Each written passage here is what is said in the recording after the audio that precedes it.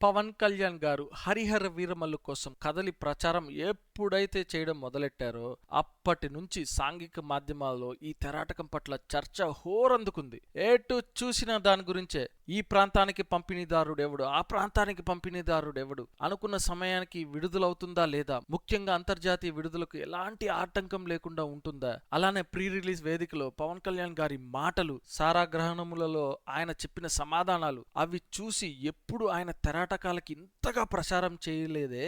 ఆ ధైర్యంతో ఆయన అభిమానులు ఆయన సత్తా ఏంటో ఈ తెరాటకంతో చూపిస్తారని ధీమాగా ఉంటే, దురభిమానులు ముఖ్యంగా రాజకీయ ప్రత్యర్థులు దీనిని బహిష్కరించండి అని పిలుపునిచ్చారు. ఎవరూ మాట్లాడుకోని ఈ తెరాటకం హఠాత్తుగా అందరూ మాట్లాడుకునేంతగా ఎదిగిపోయింది. నా వరకు ఏదైనా తెరాటకం గురించి ఎక్కువగా ఆలోచిస్తే ఎప్పుడెప్పుడు చూడాలా అని ఆరాటం పెరిగిపోతుంది. అప్పటికే మన తెలుగు రాష్ట్రాల్లో ప్రీమియం ఆట మొదలై మొదటి సగం దుమ్ము రేపింది అని సమీక్ష వచ్చేసరికి అబ్బో అసాధ్యాన్ని సుసాధ్యం చేసేశారు అని అనుకుని గుండె కాస్త ఎక్కువగా కొట్టుకోవడం మొదలైంది. మంచి ఉత్సాహంతో వెళ్ళాను. విశ్లేషణ వివరాల్లోకి వెళ్ళక ముందు ఒక చిన్న మాట.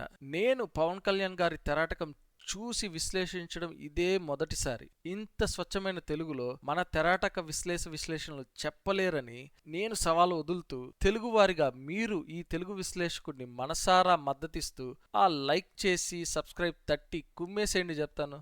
ఇక వివరాల్లోకి వెళ్తే, క్లుప్తంగా చెప్పాలంటే ఎంతైతే ఉత్సాహంతో వెళ్ళానో ఏ మాత్రం తగ్గకుండా మొదటి సగం పూర్తయింది. రెండవ సగంలో కథనం బాగున్న దారుణమైన మరీ పరమ నాసిరకమైన ₹1,00,00,000 కన్నా తక్కువ ఖర్చుతో పెట్టి చేసిన విఎఫ్ఎక్స్ వల్ల కొంచెం కాదు చాలా చిరాకు తెప్పించింది. మళ్ళీ పుంజుకునేందుకు నీటి కరువుతో సతమతమవుతున్న ఒక తురక గ్రామానికి సహాయం అందిస్తున్నప్పటి నుండి ఎత్తుకున్న భావోద్వేగపు జోరు ప్రీ క్లైమాక్స్ లో తారాస్థాయికి చేరుకుంటుంది. చిరాకు తెప్పించిన చండాలపు విఎఫ్ఎక్స్ గురించి మరిచిపోయి భావోద్వేగంలో మునిగి తేలుతాము. అసలు చాలు కొట్టేశాడు అని పరమానందంలో ఊగిపోయే లోపు మొత్తం నీరుగారేలా చేసింది ఆ క్లైమాక్స్. చేసిన వారికన్నా ఏం చేశారని తెలుసా అని కోపంతో ఊగిపోయేలా మొత్తం భావోద్వేగం మారిపోయింది. నేను ఎక్స్లో విన్నవించుకున్నాను దర్శకుడితో, కొన్ని విఎఫ్ఎక్స్లున్న సన్నివేశాలని కత్తిరించేయమని. ఏది చేసినా చేయకపోయినా ఖచ్చితంగా బాబీ డియోల్ ఔరంగజీబ్ పాత్రలో అదిగో ఆంధీ వస్తుందని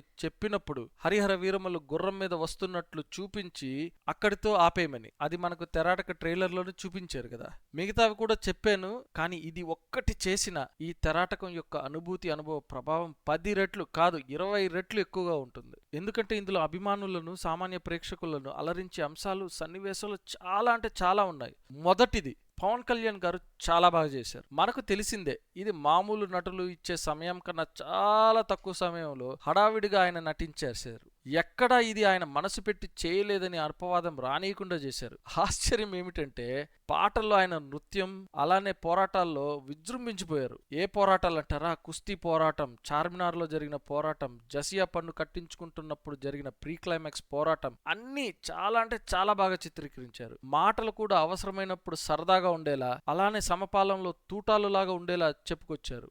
ఎక్కడ కూడా ఆయన వేగం, జోరు ఏమాత్రం తగ్గలేదని చూపించారు. ఈ తెరాటకం మొదట్లోనే, ఈ మధ్య అగ్ర హీరోల పోకడ బాటలోనే కథానాయకుడి చలనచిత్రావళిలోని పాత్రలను గుర్తు చేస్తూ చేసిన ప్రక్రియను ఇక్కడ కూడా బాగా చేసి అభిమానులకు ఉద్వేగానికి గురి చేశారు. రెండవది, ధర్మరక్షణ, దుష్ట శిక్షణ. ధర్మం ఔరంగజీబ్ కాలంలో కుంటుబడింది. ఆ క్రూరుడి హింసాత్మక పాలనలో సనాతన ధార్మికులు వారి ఇష్ట దేవతలను కూడా పూజించనీయకుండా హింసిస్తూ, వారు గాలి పీలుస్తున్నందుకు గాను జసియా పన్నును కట్టించుకునేంత క్రూరత్వాన్ని ఎదుర్కొనేందుకు ఒక మహాయోగిలాగా హరిహర వీరమల్లు దాన్ని ఎదుర్కొనేందుకు చేసే పయనమే ఈ తెరాటకం యొక్క కథనం. ఈ అంశాన్ని మనకు హద్దుకుపోయేలా చెప్పుకొచ్చారు.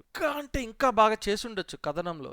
ఎలా అంటే, నరసింహనాయుడు తెరాటకంలో ఆ ఊరికి వచ్చిన కష్టం వల్ల ఆ ఊరిలో ఉన్న ప్రతి ఇంట్లో మొదటి కొడుకుని దేవాలయానికి దత్తతిచ్చి వారికి ఎందుకు శిక్షణ ఇచ్చి పెంచుతున్నారో అని మనకి వివరంగా తెలియజేశారు. దానివల్ల నరసింహనాయుడు పాత్ర పట్ల మనకు విపరీతమైన భావోద్వేగం కలుగుతుంది. ఇందులో తిను కారణ జన్ముడని చెప్పుకొచ్చిన ఎందుకు కారణ జన్ముడని కొంచెం కూడా చెప్పలేదు. లేకపోతే బాబా తెరాటకంలో లాగా తిన జన్మరహస్యం ఉందన్నట్లు పెట్టుంటే ఇంకా బాగుండేది. అయినా సరే రెండవ సగంలో హరిహర వీరములు అసలు లక్ష్యం ధర్మ పరిరక్షణ కోసమే అని ఆ వేద మంత్రాలతో హోమం చేస్తున్న ఋషులను కాపాడే సన్నివేశంతో నిర్ధారించిన తరువాత, ఆ తర్వాత జరిగిన వెనుకటి కథను మనకు ఆవిష్కరించి ఆపై ప్రీ క్లైమాక్స్ మొత్తం సన్నివేశాలతో మనకు భావోద్వేగాన్ని ఉచ్చ స్థితికి తీసుకెళ్లగలిగారు. మూడవ కారణం, నిధి అగర్వాల్ గారు చాలా బాగా చేశారు. తన పాత్రలో ఉన్న మలుపు మొదటి సగంలో చాలా అంటే చాలా బాగా పండింది. ఈ తెరాటకంలో తనకు ప్రాధాన్యత ఉన్న పాత్రే. తను పాటలలో నృత్యాలు అద్దరగొట్టారు. చాలా అందంగా చాలా బాగున్నారు, చాలా బాగా నటించారు కూడా.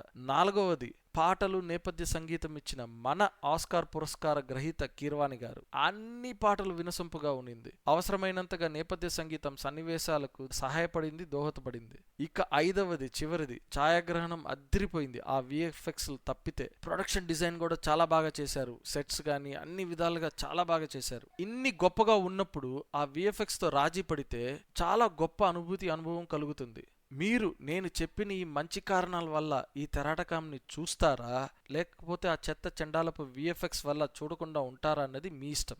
మరెన్నో తెరాటక విశేష విశ్లేషణలతో మళ్ళీ కలుద్దాం. అప్పటి వరకు మీ ప్రియమైన ఏకైక తెలుగు విశ్లేషకుడు. మీకు మా విశ్లేషణ నచ్చితే మీ ప్రేమను మాకు తెలపడానికి లైక్ చేయండి. ఆ ప్రేమను పంచడానికి షేర్ చేయండి. మీ ఆశీర్వాదం మాకు ఇవ్వడానికి సబ్స్క్రైబ్ చేయండి. మరొక విశ్లేషణతో కలుద్దాం. అప్పటి వరకు మీ ప్రేమకు ధన్యవాదములు.